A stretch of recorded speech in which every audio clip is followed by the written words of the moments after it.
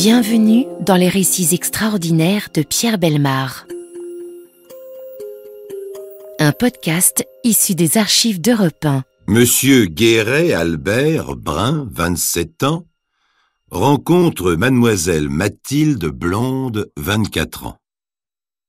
On n'a pas le droit quand on est aussi moyen, taille moyenne, nez moyen, yeux moyens, bouche moyenne, intelligence moyenne, revenu moyen, santé moyenne et situation au-dessous de la moyenne, d'épouser une femme aussi moyenne avec une taille moyenne, un nez moyen, des yeux moyens, etc.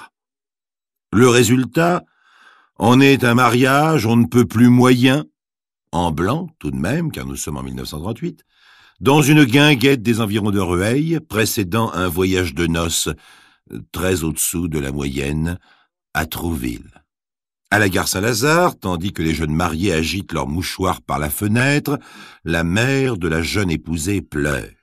Tous les moyens sont bons pour une belle-mère qui veut jouer son rôle, selon la tradition. Tous les moyens, y compris les larmes. Elle saura en user et en abuser.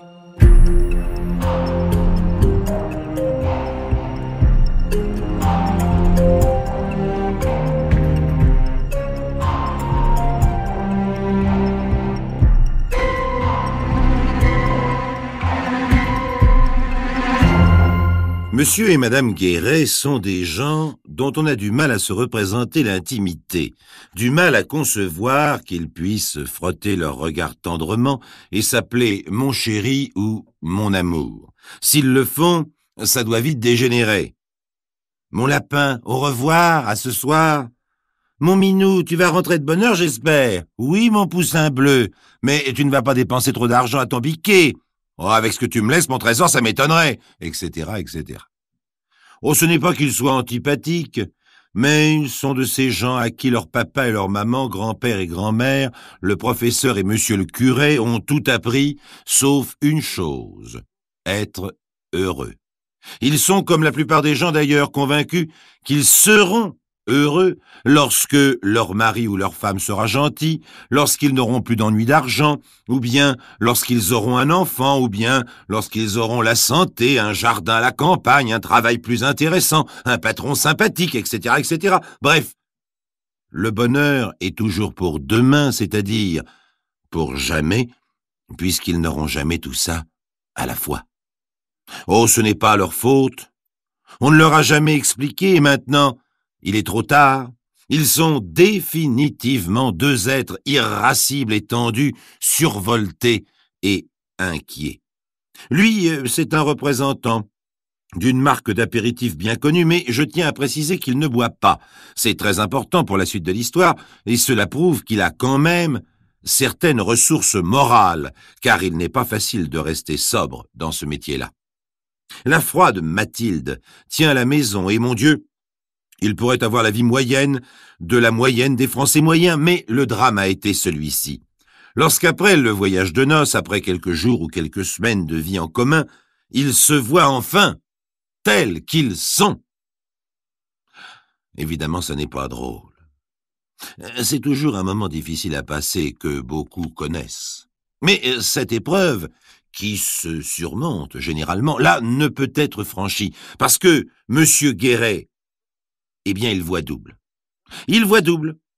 Étrange pour un homme qui n'est pas alcoolique. Vous voyez, en face de lui, il voit 2 fois la même femme, 2 fois le petit visage pointu, 2 fois les frisettes rangées comme les petites cuillères dans le tiroir du buffet, 2 fois le petit sourire énervé. Il entend 2 fois la chasse d'eau dans les watters, 2 fois les chansonnettes à la radio, les chaises qui grincent sur le sol de la cuisine, les portes qui claquent. Le petit personnage petit bourgeois dans son petit manteau marron, un petit col de renard de sa petite femme, il doit le supporter 2 fois. Car sa belle-mère est là, constamment, fanée, ridée, grisonnante, mais extraordinairement semblable à sa fille. Oh, je ne vous raconterai pas comment la barque de ce ménage, liée par la médiocrité, prend rapidement l'eau par le fond étant bien entendu les rapports intimes. Il n'y a bientôt plus de rapports intimes, c'est-à-dire qu'il reste quelques rapports, mais Ils ne sont plus intimes, ou si vous préférez, bien vite, chacun fait ce qu'il a à faire de son côté, comme si l'autre n'était pas là. D'ailleurs, comment parler d'intimité quand on a épousé la mère en même temps que la fille? Tant et si bien que bientôt, il n'y a plus de rapport du tout. Par contre, il y a un fût de cidre qui va jouer un certain rôle dans cette affaire. Monsieur et Madame Guéret l'ont ramené de Normandie vers le début du mois de mars 1946. Quoi? Comment? Vous devez penser, mais... Et la guerre, entre leur mariage en 38 et l'arrivée du fût de cidre en 46, il y a tout de même 8 années et une guerre. Mais non. Non. Il n'y a pas de guerre pour les Guéret. Il n'y a que leur petite personne, leurs petits problèmes, leur petite santé, leur petit train-train, que rien ne peut briser. Ils sont entrés dans la guerre en se disputant, ils en ressortent avec un fût de cidre ramené de Normandie. Depuis longtemps, Mathilde Guéret soupçonne son mari d'avoir une maîtresse. Depuis longtemps, M. Guéret a prononcé le premier mot courageux de toute sa médiocre vie, divorce. Courageux car il est plus difficile pour un homme comme lui de dire non que oui. Parce qu'il n'est jamais trop tard pour faire demi-tour lorsqu'on sait qu'un chemin ne mène nulle part, parce qu'il faut savoir mettre le feu à la maison lorsqu'on croit qu'elle est maudite. Il a prononcé ce mot et il a été plus loin. Il a introduit une demande de divorce. Seulement, Mathilde Guéret refuse. Je ne sais pas pourquoi d'ailleurs, et je suis sûr qu'elle ne le sait pas non plus, sinon parce que sa mère le refuse. Et sa mère le refuse sans doute parce que le divorce est une défaite pour elle, par sa fille interposée. Alors donc, cet homme leur échapperait? Je voudrais bien voir ça. Elles sont deux, il est tout seul, et il parviendrait à se dérober, à fuir le combat. Pour Madame Guéret et sa fille, la vie, ce n'est que ça, un monotone et triste combat inutile et sans fin. Non, jamais le divorce, dit Mathilde, lorsque Guéret, excédé, lui tord les poignets. Non, pas de divorce. Tu divorceras ou tu crèveras, hurle M. Guéret. Mais il y a le fût de cidre. Il est là depuis 10 jours. Et maintenant, Mathilde Guéret, excusez-moi, a des diarrhées. On fait venir le médecin de famille. C'est un médecin moyen, en costume gris, avec des lunettes, un parapluie. Il examine Madame Guéret et se tourne songeur vers son mari. Elle a dû manger quelque chose qui ne passe pas. Diète et bouillon de légumes. Quelques jours plus tard, comme la gastralgie de Mathilde est loin de s'apaiser, on fait revenir le docteur. Celui-ci demande à monsieur et à Madame Guéret de surveiller leur nourriture. Il y a quelque chose dans son alimentation qui ne lui convient pas. Bien entendu, les scènes entre monsieur et Madame Guéret sont de plus en plus violentes, et l'on entend voler des répliques dans le genre « Salaud! Tu serais bien content que je meure, hein? Tu serais libre !» Ou bien « Ne me touche pas, tu me dégoûtes !» Ou bien encore « Je suis sûr que c'est toi qui m'empoisonnes. » Un matin, où M. Guéret, voyant souffrir sa femme, se propose de la soigner, la belle-mère s'exclame « Laissez-la! Vous êtes un monstre !» Une autre fois, et dans les mêmes circonstances, c'est Mathilde qui lui lance à la figure une bouillotte d'eau chaude. Lorsqu'il revient pour la 3e fois, le médecin s'enferme avec Mathilde. Lorsque Guéret veut entrer dans sa chambre, le médecin et sa femme cessent leur conversation. Le lendemain, sa femme, qui le regarde à table lui verser sans rien dire du cidre et boire du vin, remarque « Tiens, tu ne bois plus de cidre ?» Ce soir-là, lorsqu'il rentre, il trouve le médecin chez lui qui pâlit légèrement en le voyant et s'en va manifestement gêné et glacé. Même attitude glacée, pleine de reproches muets de la belle-mère, même attitude de son beau-père, des beaux-frères, même la concierge regarde M. Guéret d'un air bizarre. Quant à Mathilde, elle déclare du fond de son lit exsangue, les yeux bleus presque blancs et infiniment lasses, donc infiniment pitoyables. « J'accepte le divorce. Tu peux partir. » Alors, comme s'il n'attendait que cela, M. Guéret fait sa valise et s'en va vivre chez ses parents. Aussitôt commence la ronde des huissiers, des inspecteurs de police, des facteurs, des avocats, car tandis que le divorce est prononcé au tort et grief réciproque des deux époux, l'ex-Madame Guéret, redevenue Mathilde Roussin, porte plainte. Elle porte plainte contre M. Guéret, qu'elle accuse de tentative d'assassinat. Ce n'est que le début d'une affaire complètement farfelue qui va tenir en haleine la police et la magistrature pendant des années, pour s'achever dans une apothéose de l'absurde.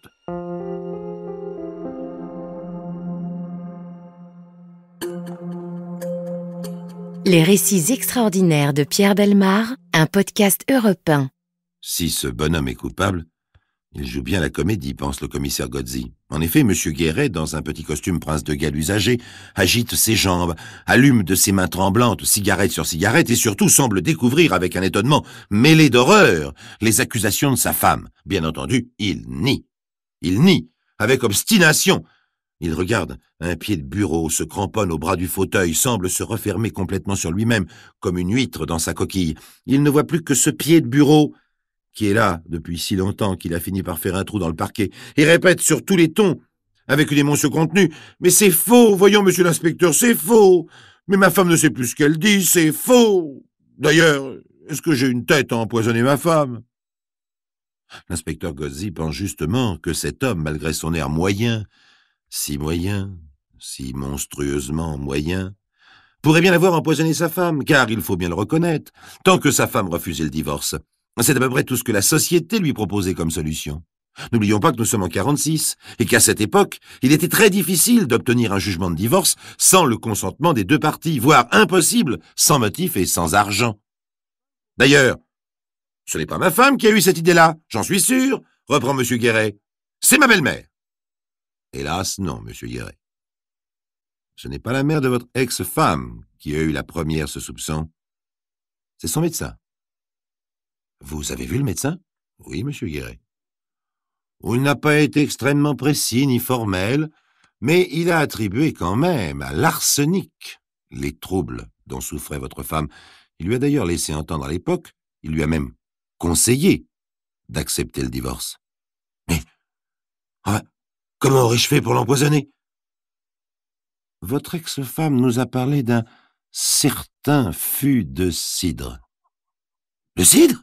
Il n'y a pas de quoi rire, monsieur Guéret. Votre ex-femme et sa mère sont formelles. Vous avez tous bu de ce cidre pendant 8 jours, et puis vous seul avez brusquement cessé d'en boire. C'est alors que les malaises de votre ex-femme ont commencé. Pourquoi avez-vous cessé de boire du cidre, monsieur Guéret? Bien, justement parce que le cidre me donnait la colique, monsieur l'inspecteur. Alors, si ma femme prétend que c'est le cidre qui la rendait malade, c'est bien possible. Mais il n'y avait pas besoin de mettre de l'arsenic dedans. D'ailleurs, où aurais-je trouvé de l'arsenic? C'est ce que nous allons savoir, monsieur Guéret. Des experts sont commis, dont le professeur Griffon. Le fût de cidre ayant disparu depuis longtemps, ils analysent les cheveux de la plaignante. L'examen est positif. Il révèle des traces d'arsenic. On sait que l'arsenic est un poison qui chemine à travers les cellules avec une vitesse qui est toujours égale. On peut donc déterminer assez facilement, grâce au niveau auquel le poison est parvenu, la date à laquelle l'arsenic a été administré pour la première fois. Or, si l'on tient compte de la longueur dont les cheveux s'allongent, 1,5 cm par mois en moyenne, les résultats de l'expertise correspondent aux accusations. M. Guéret est donc inculpé de tentative d'empoisonnement par le juge M. Marquiset, et l'instruction commence. Au début, tout va mal pour ce pauvre M. Guéret. Une avalanche de témoins, notamment tous les membres de son ex-belle famille, s'acharnent à dresser de lui un portrait hallucinant. Comment tant d'égoïsme et de méchanceté, d'avarice et de libertinage, tant de vices, pourrait-il se loger dans un personnage aussi moyen? Pourtant, le juge d'instruction doit bien l'admettre, M. Guéret avait une maîtresse, il voulait divorcer, il menaçait sa femme de la tuer si elle refusait. Enfin et surtout, le juge d'instruction découvre que M. Guéret peut accéder, dans un entrepôt de la société qu'il emploie, à des bonbonnes contenant un produit dératisant à base d'arsenic. Cette fois, M. Guéret est à un cheveu de passer devant les assises pour tentative d'homicide volontaire. Quand je dis à un cheveu, vous allez voir que c'est le mot exact. Guéret a pris un avocat, l'un des plus grands, maître Albert Naud. Or, maître Albert Naud n'est pas un grand avocat par hasard, mais parce qu'il est consciencieux lorsqu'il prend un dossier à cœur et parce qu'il est curieux de tout. Cette histoire de cheveux l'intrigue. et il demande à sa femme si son coiffeur lui paraît être un homme suffisamment instruit de son métier et digne d'être invité à dîner. Oui? Alors invitons-le. C'est ainsi, devant une table élégante, que l'avocat dévoile au coiffeur de sa femme les secrets du dossier Guéret. Alors, qu'en pensez-vous? Ça me paraît vraisemblable, dit le coiffeur. Les déductions des experts sont logiques, même indiscutables, sauf... Sauf quoi? Sauf si la femme de votre client se décolore les cheveux. Pourquoi? Parce que les produits employés pour la décoloration ralentissent de moitié la pousse des cheveux. Maître Alberno voit aussitôt le parti qu'il peut tirer de cette révélation, car si les cheveux de l'ex-Madame Guéret se sont allongés 2 fois moins vite que l'on ne le pensait, cela reporterait à une période très antérieure à l'arrivée du fût de cidre, le moment où l'arsenic a été absorbé. Lors d'une réunion suivante chez le juge d'instruction, Maître Alberno attend avec impatience le moment où il sera question des cheveux de Madame ex-Guéret. Elle est là devant lui, avec son petit visage pointu, surmonté de cheveux blonds, où les bouclettes sont rangées comme les petites cuillères dans le tiroir du buffet. Enfin, quand le moment lui paraît venu, l'avocat, comme s'il s'agissait d'un détail insignifiant, presque d'une curiosité personnelle, demande « C'est votre teinte naturelle, madame ?» Pincé, redressant dans son fauteuil sa petite silhouette, levant le plus haut possible sa quadruple rangée de petites cuillères blondes, Madame Guéret riposte. « Mais bien sûr ! Vous êtes donc naturellement blonde ?»« Oui, enfin, je suis blonde. » L'avocat, qui sent une hésitation, insiste. « Aussi blonde que vous l'êtes là ?»« Non, je suis blonde châtain. »« Châtain? Avec des reflets blonds, peut-être. Oui, c'est ça. Vous faites peut-être une légère décoloration. » Oui, et une teinture. Ouf! L'avocat a saisi, on peut le dire, la chance par les cheveux. Les experts sont convoqués et on procède à de nouvelles analyses avec la correction proposée par le coiffeur qui s'est avérée scientifiquement exacte. Or, les calculs indiquent que non seulement, à l'époque où Madame Guéret a absorbé l'arsenic pour la première fois, le fût de cidre n'était pas là, mais que les pommes n'en avaient pas encore été pressées. Enfin, l'absorption de l'arsenic se serait produite pendant une période de 6 mois où monsieur et madame Guéret vivaient pratiquement séparés. Le juge d'instruction hésite dans ces conditions à présenter aux assises monsieur Guéret, car il lui sera très difficile désormais de prouver sa culpabilité. Bien sûr, les experts se contredisent, se battent sur les chiffres, comparent la longueur des cheveux, le taux d'arsenic, la date des décolorations, etc. Tout ce qui en ressort, c'est qu'éternellement il subsistera un doute, et comme Guéret nie avec une énergie accrue, le juge d'instruction se voit contraint de signer un non-lieu en sa faveur. Mais alors, chers amis, d'où vient l'arsenic? Qui a tenté d'empoisonner l'ex-Madame Guéret? Qui va être accusé? Je te parie un sifflet contre un petit couteau que tu ne devineras pas, m'a dit Jacques-Antoine. Eh bien, en effet, chers amis, jamais je n'aurais pu le deviner, et vous non plus.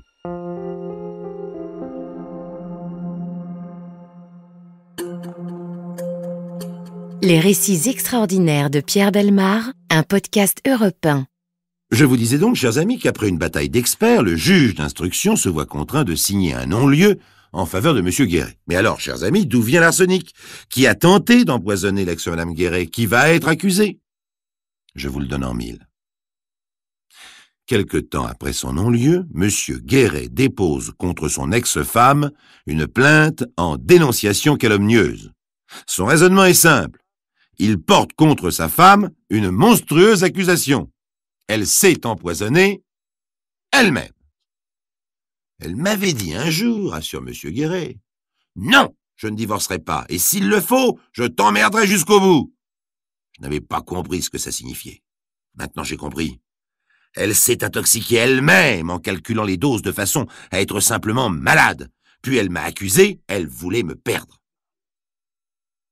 Ah, comme on envie la petite souris qui, du fond de son trou, quelque part, dans notre vieux palais de justice, dans le bureau du juge d'instruction, a la chance d'assister à la confrontation de M. Guéret et de son ex-femme. « Si ce n'est moi, c'est donc toi !» s'exclame le mari. « Moi ?» répond la femme. « J'aurais couru le risque de mourir, je tiens trop à la vie. » La thèse se défend. Le dossier est solide. C'est à la fois très amusant, compliqué et délicat. Les magistrats, inutile de vous le dire, ne voient pas sans inquiétude arriver la date où l'affaire doit être jugée devant la 17e chambre correctionnelle. Aussi, les pressions ne manquent pas pour amener M. Guéret à retirer sa plainte. Finalement, lorsque l'affaire viendra devant la 17e chambre, M. Guéret, l'ancien inculpé devenu plaignant, ne sera pas là pour réclamer la réparation morale du franc, de plus en plus symbolique, de dommages et intérêts. Mais la colère de maître Albernaud fera trembler la quadruple rangée de petites cuillères blondes sur la petite tête pointue de l'ex-madame Guéret en larmes. Elle sera libérée 7 jours plus tard. Sans doute pour aller rejoindre ailleurs un autre monsieur Guéret, tout aussi moyen, tout aussi coléreux, qui, 3 semaines après son mariage, pensera peut-être déjà au divorce.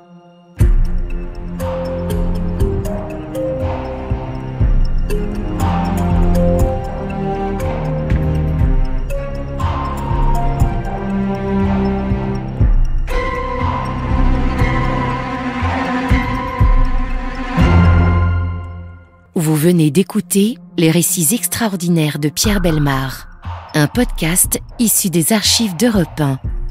Réalisation et composition musicale, Julien Tarot. Production, Estelle Lafont. Patrimoine sonore, Sylvaine Denis, Laetitia Casanova, Antoine Reclus. Remerciements à Roselyne Bellemare. Les récits extraordinaires sont disponibles sur le site et l'appli Europe 1. Écoutez aussi le prochain épisode en vous abonnant gratuitement sur votre plateforme d'écoute préférée.